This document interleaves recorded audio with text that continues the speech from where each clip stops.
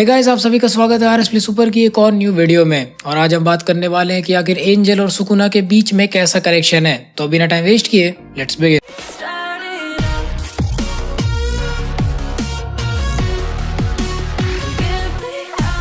अगर आप सब जेजेके की मांगा से कैचअप हो तो आपको ये बात जरूर पता होगी कि चैप्टर नंबर 199 में हमें ये पता चलता है कि एंजल असल में सुकुना को हंट डाउन करने की कोशिश करती है, क्योंकि हमें पता चलता है कि सुकुना को द फॉलन या डिसग्रेस्ड वन वाले टाइटल से जाना जाता है। आई नो आप सब कंफ्यूज होंगे कि आखिर द फॉलन का क्या मतलब है और क्या कनेक्शन है इस एंजल और सुकुना के बीच में। मेरे साथ वीडियो में एंड तक बने रहिए ये सब कुछ जानने के लिए। सबसे पहले हमारे लिए डिस्कस करना जरूरी है कि ये कैरेक्टर्स एक दूसरे के लिए कितने ज्यादा इंपॉर्टेंट है। एंजल ये चीज मेंशन करती है कि उसे द डिसग्रेस्ड वन को मारने की जरूरत है। ये सुनकर सुकुना तुरंत यूजी को अपने अंदर के डोमेन में पुल कर लेता है और उसे बताता है कि वही द डिसग्रेस्ड वन है। ये एक काफी इंपॉर्टेंट सीन होता है क्योंकि सुकुना बहुत रियरली इतादुरी को अपने इने डोमेन में खींच कर लाता है। अब तक हमने यूजी को सुकुना के इने डोमेन में बस 2 बार ही देखा है। इससे पहले हमने उसे सुकुना के डोमेन में तब देखा था जब वो दोनों एक बाइंडिंग एग्रीमेंट में एंटर करते हैं कि सुकुना उसकी बॉडी को टेक ओवर करेगा।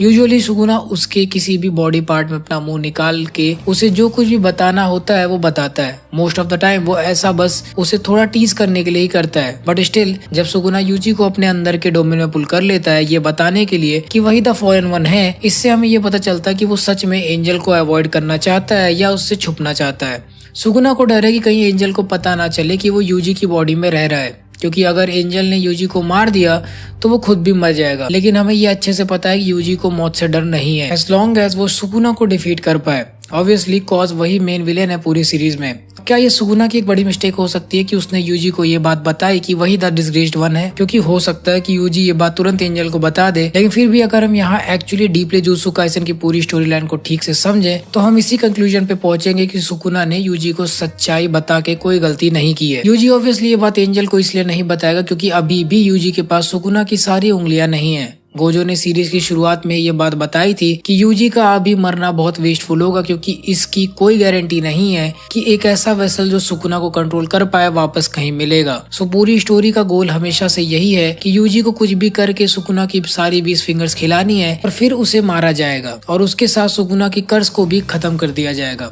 सो इसी बात की रिस्क यूजी बिल्कुल नहीं लेगा कि वो एंजल को कुछ भी बता दे, क्योंकि उसे पता है कि जैसे ही ये बात एंजल को पता चलेगी वो तुरंत उसे मार डालेगी। और यूजी का बस 15 फिंगर्स के साथ मरना सुकुना को पूरी तरह से दुनिया से खत्म नहीं कर पाएगा। उसके कुछ रिमेन्स दुनिया में रह जाएंगे उसकी बाकी 5 फिंगर्स के साथ। ये चीज सुकुना को भी बहुत अच्छे से पता था और इसीलिए उसने शांति से यूजी को अपने अंदर बुला के सब कुछ बता दिया। अगर एंजल ने पहले ही सुकुना को मारने की कोशिश की तो सुकुना का प्लान भी चौपट हो जाएगा। सुकुना भी कुछ ऐसा प्लान कर रहा है कि वो यूजी की बॉडी से फ्री कर पाए खुद को, या ऐसा ही कुछ। ये एक काफी इंटरेस्टिंग चीज है कि एंजल सुकुना के लिए एक काफी बड़ा खतरा है और उनकी कुछ पर्सनल हिस्ट्री भी है जिसके बारे में काफी लोगों को नहीं पता। तो एग्जैक्टली क्या है उनके बीच की पर्सनल हिस्ट्री? वेल, इसके लिए हमें सबसे पहले उन दोनों के नेम्स पर फोकस करना चाहिए। काफी रिसर्च के बाद हमें ये बात पता लगी कि सुकुना, टेंगेन और एंजल के नाम में सम जापानीज कांजी यूज होती है। सो डेफिनेटली उन तीनों के बीच कुछ ना कुछ पुराना कनेक्शन है। काफी रिसर्च के बाद और वन पीस की फैन थ्योरीज बनाते हुए हमारे दिमाग में ये बात आई कि सुकुना, टेंगेन और एंजल के नाम में जापानीज कांजी को एनालाइज किया जाए एंड टर्न्स आउट इन तीनों के जापानीज नाम में सेम कांजी यूज होती है। सो डेफिनेटली उन तीनों के बीच में कुछ ना कुछ पुराना कनेक्शन है, एज वो सब एक दूसरे के बारे में काफी अच्छे से जानते हैं, जो कि हम उनके बारे में जान सकते हैं। इन तीनों की स्टोरी का बेस काफी सिमिलर है। ये तीनों कैरेक्टर्स ह्यूमन से मॉन्स्टर बने, ये तीनों अब ह्यूमंस नहीं रहे। टेंगेन तो कर्स्ड स्पिरिट में इवॉल्व हो चुका है ह्यूमन बनने की जगह, क्योंकि वो खुद को स्टार प्लाज्मा वेसल के साथ मर्ज करने में बुरी तरह से फेल हो गया था, जैसा कि हमने गोजो पास्ट आर्क में देखा था। इसी रीजन की वजह से टेंगेन एक कलेक्टिव एंटिटी की तरह जी रहा है rather than being at one specific location. अगर हम बात करें एंजल की तो ऑब्वियसली अगर हम उसके अपीयरेंस को डिस्कस करें कि कैसे उसके पास विंग्स है और उसके सर पे एक हॉलो रिंग है, तो इससे हमें डेफिनेटली पता चलता कि वो कोई ह्यूमन नहीं है और सुकुना भी ऑब्वियसली कोई ह्यूमन नहीं। बट हमें उसके बारे में ये जरूर पता है कि वो भी एक ह्यूमन हुआ करता था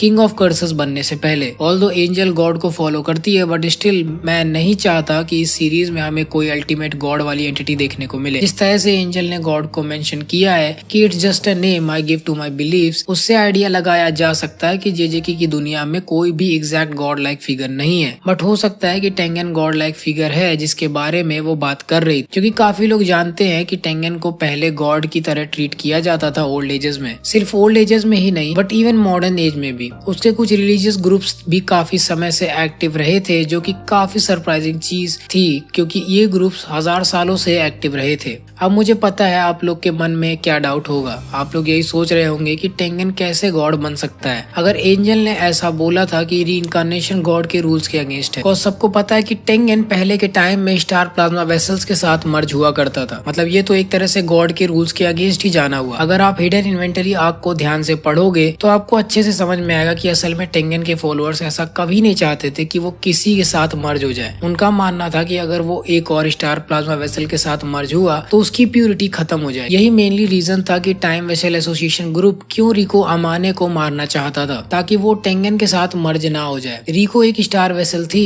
और टाइम वेसल एसोसिएशन ग्रुप एक ऐसा ग्रुप था जो कि टेंगन को वर्शिप किया करता था। टेंगन के फॉलोअर्स इतना ज्यादा उसे रेस्पेक्ट करते थे और उसकी पूजा करते थे कि उनका यही मानना बन गया था कि मर्जिंग की वजह से टेंगन की हेल्थ खराब हो जाए, जिसको एक सिन की तरह भी माना जाता है। एंजल भी शायद इसी रीइंकार्नेशन की तरफ हिंट कर रही थी, लेकिन फिर भी अगर वो टेंगन के बारे में बात नहीं भी कर रही थी तब भी हम ये जरूर कह सकते हैं कि ये तीनों किसी न किसी तरह से एक दूसरे से कनेक्टेड है। उनके इवेंट्स को स्टोरी की टाइमलाइन से भी मैच किया जा सकता है। टेंगन पहले ऐसा बंदा था जिसने जुत्सु सिखाना शुरू किया था बैक इन द नारा पीरियड। नारा पीरियड हेन पीरियड के पहले हुआ करता था और हेन पीरियड को गोल्डन एज ऑफ जुत्सु के नाम से जाना जाता। इस पीरियड में काफी सारे जुत्सु सॉर्सरर्स एक दूसरे के अगेंस्ट वॉर कर रहे थे और इसी पीरियड में सुकुना किंग ऑफ कर्सेस बन गया था। अब इस पीरियड को गोल्डन एज ऑफ जुत्सु कहते थे। इसका मतलब ये हो सकता है कि जुत्सु हेन पीरियड के काफी पहले से पॉपुलर रहा होगा, बट नहीं, ऐसा नहीं हो सकता। कॉज मांगा में ऐसा बताया गया है कि टेंगन ने बस पिछले पीरियड में जुत्सु की फाउंडेशन बनाई है और जो कुछ भी उसने सबको पढ़ाया कर्ज एनर्जी वगैरह वगैरह के बारे में, उसने अपने लिए बहुत सारे फॉलोअर्स और रिलीजियस ग्रुप्स भी स्टैब्लिश किए जो कि उसकी पूरी श्रद्धा से पूजा करने लगे। इतना सब कुछ पढ़ने और सोचने के बाद मेरे मन में बस यही सवाल आता है कि व्हाट इफ एंजल और सुकुना भी टेंगन के फॉलोअर्स हुआ करते थे। टेंगन को तो एंजल के बारे में पहले से ही पता था। टेंगन के बैरियर यूजर होने के बावजूद स्टोरी में ऐसा बताया गया कि वो कलिंग गेम्स के अंदर कुछ नहीं देख पाता था क्योंकि कॉलोनी बैरियर्स उसको रिजेक्ट कर रहे थे। सो द फैक्ट कि वो ये जानता था कि एंजल नाम की कोई लड़की कलिंग गेम में होगी और उसको अपने टाइम पीरियड के बारे में भी पता होगा और उसकी क्या कर्स टेक्निक है बिना कलिंग गेम के बैरियर्स के थ्रू देखते हुए, ये बताता है कि वो दोनों पक्का एक दूसरे को जानते होंगे। अगर हम बात करें सुकुना की, क्या पता जब सुकुना एक ह्यूमन था तब वो टेंगन की टीचिंग से नारा पीरियड में जुत्सु सीख रहा था और हो सकता हो कि कुछ समय बाद वो टेंगन के नॉलेज से भी काफी ऊपर वाली पावरफुल चीजें सीख गया, क्योंकि एक बार सुकुना ने अपनी एक फाइट में ऐसा कहा था कि वो बहुत अच्छे से जानता है कि असली जुजुत्सु एक ऐसी चीज है जो ना सॉर्सरर ना तो कर्स्ड स्पिरिट्स कभी समझ पाए। ये सुनने में काफी अजीब लग रहा होगा, लेकिन उसका डोमेन एक्सपेंशन जिस तरह से वो किसी आर्ट पीस को रियलिटी में पॉइंट करता है, हमें उसके माइंडसेट के बारे में अच्छे से बताता है कि कैसे उसे असली जुजुत्सु के बारे में अच्छे से पता है, जो कि उसे बाकियों से अलग लेवल पे लाके रख देता है। आई नो कि ये कुछ ज्यादा ही सोचना होगा, लेकिन क्या पता Sukuna first ever cursed spirit था जिसको one who had fallen from grace की तरह से डिपिक्ट किया गया था। अब इसको सबको समझने के लिए हमें, अब इन सब चीजों को समझने के लिए हमें उसकी बैक स्टोरी पता करनी होगी। इसमें भी काफी सारे प्लॉट होल्स हो सकते हैं, जैसा कि हमने सुकुना की जोगो के साथ फाइट में देखा था। सुकुना ने अपने आप को ह्यूमन सॉर्सरर्स और कर्स्ड स्पिरिट से सेपरेट कर लिया था। हो सकता है कि वो पहले कर्स्ड स्पिरिट ना हो बट एक ऐसा बीइंग हो जो जुजुत्सु की नई हाइट पे पहुंच पाया और इसी वजह से वो एक कर्स्ड स्पिरिट में बदल गया। तो अगर टेंगन पहला ऐसा आदमी था जिसने जुजुत्सु की शुरुआत की, तो हो सकता है कि सुकुना ने एज अ ह्यूमन जुजुत्सु असली में क्या है ये डिस्कवर किया होगा और इवेंचुअली किंग ऑफ कर्सेस में इवॉल्व हो गया हेन एरा में, जो कि जुजुत्सु एक्चुअली में दुनिया में इंट्रोड्यूस होने के पहले हुआ। इन नई शक्तियों को यूज करके सुकुना ने काफी सारे सॉर्सरर्स को बेरहमी से मार दिया था, जिसकी वजह से उसे द फॉलन वन का टाइटल दे दिया गया था। इस बात से हम ये चीज भी प्रेडिक्ट कर सकते हैं कि कलिंग गेम्स एक तरह से हेन एरा का रिक्रिएशन है, क्योंकि जब केंजाकू ने शिबुया के एंड में कलिंग गेम्स की शुरुआत की थी, उसने कुछ ऐसा कहा था कि सुकुना, क्या तुम मुझे सुन रहे हो? It's starting once again, the world of Heian and the golden age of jujutsu.